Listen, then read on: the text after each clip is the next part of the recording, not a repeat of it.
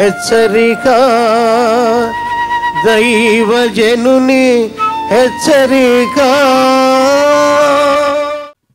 యేసయ్యను ప్రేమించేవారు ఆయన సన్నిధిని పోగొట్టుకుంటే అలమటిస్తారు కదండి. దావీదు చిన్నప్పటి నుంచి దేవుణ్ణి ప్రేమించాడు, దేవుని చేత దీవించబడ్డాడు, గొప్ప చక్రవర్తి అయ్యాడు, జయము సంపాదించాడు. కానీ పక్కన స్నానం చేస్తున్న స్త్రీని చూశాడు, మనసు పాడైంది, జీవితం పాడైంది, దేవుని సన్నిధి పోగొట్టుకున్నాడు. మస్కా కొట్టాలని చూశాడు, పాపాన్ని కప్పాలని చూశాడు, కప్పే కొలది ఎముకల్లో వణుకు పుట్టింది, నెమ్మది లేదు. సరైన సమయానికి ప్రవక్త వచ్చాడు, నాతాను ప్రవక్త అంటే ఓ పాస్టర్ గారు సాతాను ప్రవక్త అన్నాడట. అబ్బా ఎంత సైతానుగాడు! నాతాను సాతాను అంటే నేను ఒక బుక్ ప్రింట్ చేసినప్పుడు ప్రింటింగ్లో తప్పు వచ్చేసింది. అది నాతాను ప్రవక్త వచ్చంటే సాతాను ప్రవక్త వచ్చని పడింది అందులో. మళ్ళీ ఆ పుస్తకం నేను క్యాన్సిల్ చేయాల్సి వచ్చింది. సరే, ఇవాళ నాతాను ప్రవక్తల కంటే సాతాను ప్రవక్తలు ఎక్కువైపోతున్నారు, జాగ్రత్తగా ఉండండి. సాతాను కూడా ప్రవక్త రూపంలోనే వస్తాడు, యేసునామంలోనే వస్తాడు, వాడు వెలుగు దూతల రూపంలో వస్తాడు. వాడికి ఏం కొత్త కాదు పరలోకపు విషయాలు. బైబిల్ తెలియనోడు కాదు సాతాను, బైబిల్ బాగా తెలుసు వాడికి. ఆది కాండం నుంచి ఉన్న భక్తుల సంగతులంతా తెలుసు. ఎవడెట్ట వీక్నెస్ తెలుసు, ఎవడి వీక్నెస్ ఏంటో తెలుసు, ఎవరినెట్ట పడగొట్టాలో తెలుసు, ఎవరినెట్ట మింగాలో తెలుసు. అందుకని అపవాది తంత్రాలను ఎరిగిన వారికి ఉండాలండి మనం. యేసు ప్రభువును నువ్వు ఎంత ఎరిగితే అంత సాతాను తంత్రాన్ని నువ్వు ఎరగగలుగుతావు. నువ్వు ప్రభువుకి ఎంత దగ్గరగా వస్తే సాతాను నీకు అంత దూరం వెళ్ళిపోతావు. ప్రవక్త వచ్చి గద్దించినప్పుడు గుండెలు బాదుకొని ఏడ్చాడు, నీ సన్నిధిలో నుండి నిన్ను తోసివేయకు, నీ పరిశుద్ధాత్మ నాలో నుంచి తీసివేయకు, నా దోషము పోవునట్లుగా నన్ను కడుగు, కేవలము నీకు విరోధముగా నేను పాపము చేసి ఉన్నాను అని ప్రలాపించి ఏడ్చి పశ్చాత్తాపడి తిరిగి క్షమించబడ్డాడు. కాబట్టి దావీదు నా ఇష్టానుసారమైన హృదయానుసారమైన మనిషి అని దేవుడు సాక్ష్యం ఇచ్చాడు. దేవునిని విడిచిపెట్టుకున్న ఒకప్పుడు మీరు రక్షించబడి ఉండొచ్చు, ఒకవేళ కొన్ని సంవత్సరాల క్రితం మీరు రక్షించబడి ఉండొచ్చు. కానీ ఈరోజు దేవునితో సహవాసం ఉందా? ఆయన ముఖాన్ని మీరు చూస్తున్నారా? ఆయన ప్రేమను ఎరిగి ఉన్నారా? ఆయనతో కమ్యూనికేషన్ ఉందా? ఏమండి, మన సెల్లో ఒక్కోసారి పనిచేయవు. ఎందుకు పనిచేయవు చెప్పండి? ఎందుకండి? Not covering area. ఏమొస్తుంది? అదేదో వస్తుంది కదా, is not no network. Okay, no network అంటే ఆ మనిషి ఆ సెల్ తీసుకొని నెట్వర్క్ లేని దాంట్లోకి వెళ్ళిపోయాడు అనమాట. కాబట్టి పనిచేయదు అది. ఇక మనం కూడా దేవుని సన్నిధికి బయటికి వెళ్ళిపోతాం. దేవునికి దూరం అయిపోయినప్పుడు దేవుని సన్నిధి అక్కడ ఉండదు. సినిమా హాల్లో దేవుని సన్నిధి ఉంటుందా? హల్లెలూయా హల్లెలూయా అని పాట పాడుకుంటూ కూర్చుంటావా ఏంటి? ఒకప్పుడు నేను సినిమాలు చూడకూడదు దేవుని బిడ్డలంటే నా మీద కోపం దెబ్బలాడికి వచ్చారు ఒక ఆయన. అయితే ఎక్కడుందండి బైబిల్లో సినిమాలు చూడొద్దని? చెప్పండి, ఎందుకు ఇట్టట్టు ఒట్టొట్టు బాధలు చేస్తారు మీరు? అల్లరితో కూడిన ఆటపాటలు మీకు వద్దన్నాడు ప్రభు. అల్లరితో కూడిన ఆట పాట. మరి ఎక్కడుంటుంది ఆట పాట? మత్సరాలను చక్కగా మేకప్లు చేసి మంచి మంచి పర్సనాలిటీస్ ఉన్న పిల్లల్ని పట్టుకొచ్చి టీనేజర్స్ని పట్టుకొచ్చుకుంటున్నారు ఇప్పుడు. పూర్వకాలం ఎవరైనా కొంతమంది స్టాండర్డ్ యాక్టర్స్ ఉండేవాళ్ళు, ఏదో నటులు, వాళ్ళ నటన, వాళ్ళ యొక్క ముఖ కవలికల ద్వారా లేక వాళ్ళ యొక్క మంచి లాంగ్వేజ్ ద్వారా వాళ్ళు అభినయాన్ని చేసేవాళ్ళు. ఇప్పుడు అది ఏమి లేవు. భాష అక్కర్లా, వాళ్ళకేం భాష రాక్కర్లేదు, వాళ్ళకేమి యాక్షన్ అక్కర్లేదు. కావాలంటే గ్రాఫిక్స్లో కుసకుస అని పెట్టేస్తే సరిపోద్ది అంట. నవ్వినట్టు, ఏడ్చినట్టు, తలకిందులు అయిపోయినట్టు, కింద తిరిగిపోయినట్టు. ఏమంటే నో నథింగ్. టీనేజర్స్ని తీసుకొచ్చేది వాడేది యూజ్ అండ్ త్రో. వాళ్ళేమో ఆత్మహత్యలు చేసుకొని చచ్చిపోతున్నారు. సినిమాలు లేవని, డబ్బులు లేవని. ఏమంటే అది పోయి మనం చూస్తా కూర్చుంటే ప్రయోజనం ఏంటి? అటువంటి వారి కోసం ప్రార్థన చేయాలి. అటువంటి వారిని ప్రభు కొరకు సంపాదించాలి. నిజ సమాధానం ఇచ్చే ప్రభు మనకున్నాడు. ఈ రోజున చాలామంది క్రైస్తవులు అనబడిన వారు ప్రభువు సన్నిధిని దాటి వెళ్ళిపోతున్నారు. కాబట్టే మీరు సన్నిధిని, దేవునితో సంబంధాన్ని పోగొట్టుకుంటున్నారు.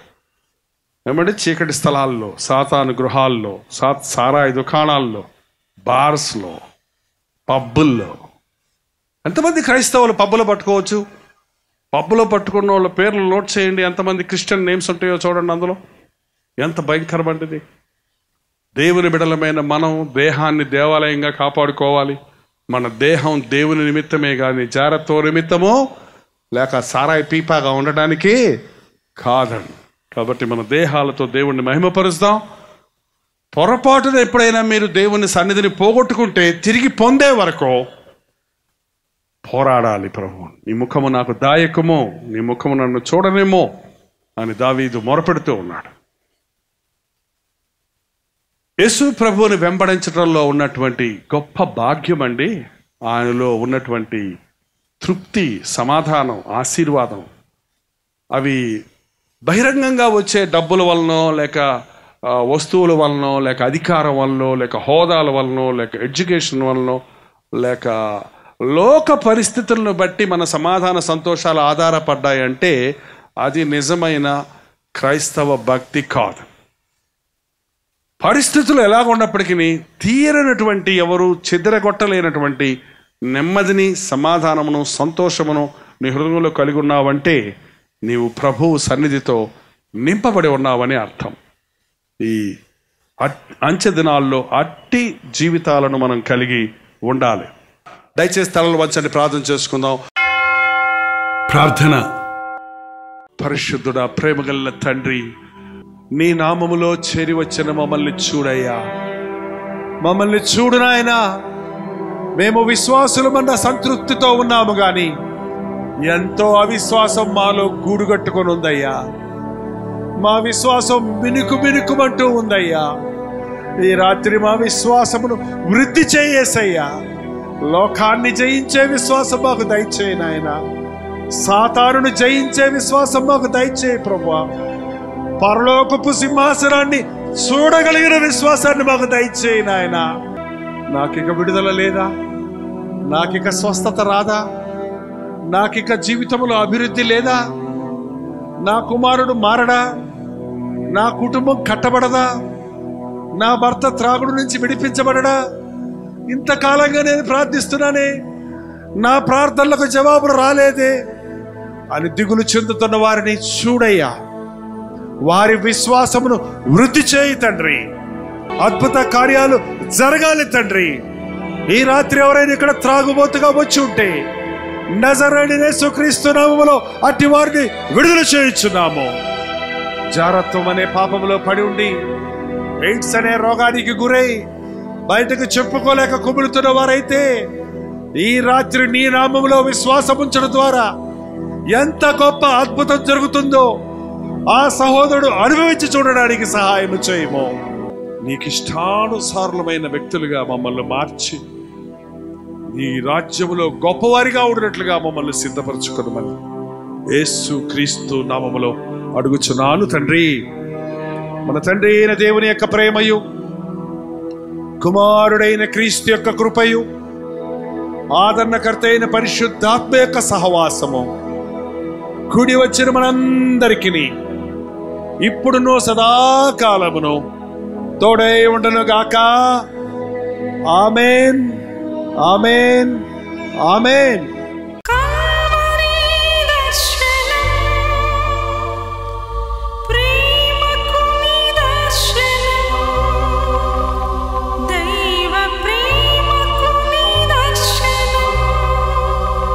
తెలుగు, తమిళ, హిందీ, మలయాళం, బెంగాలీ, ఒరియా అనే 6 భాషల్లో టెలివిజన్ ప్రోగ్రామ్స్ కొనసాగుతూనే ఉన్నాయి.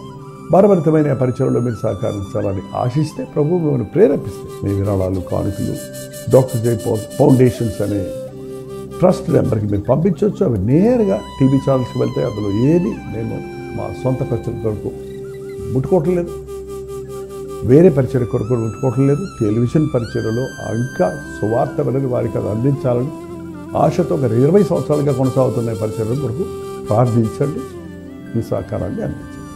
ఈ విషయం మీకు ఇంకా వివరాలు కావాలంటే 89393939 అనే నెంబర్కి మార్నింగ్ 10 నుంచి ఈవినింగ్ 10 లోపల మీరు ఫోన్ చేయండి. వివరాలు గురించి తెలియజేయండి.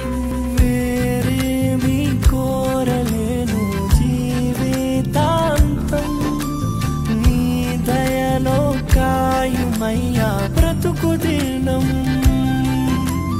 వేరేమి కోరలే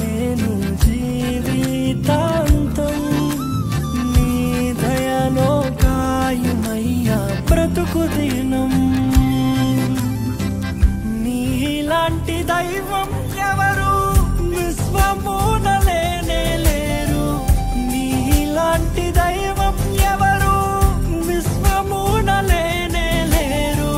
పరమ తండ్రి నీకే వందనా,